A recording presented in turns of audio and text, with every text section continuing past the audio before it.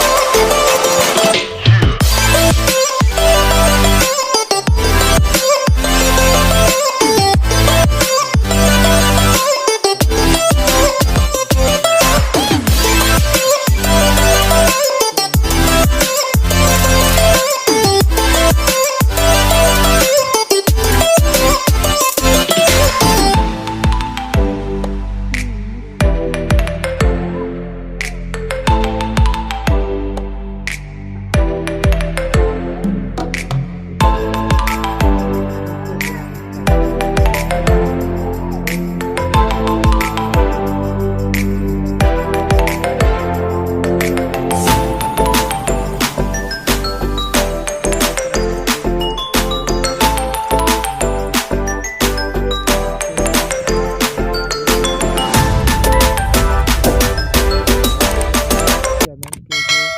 माशाल्लाह, bye bye. Back support आपको मेरी तरफ से ज़रूर मिलेगा। खुदा हाफिज़।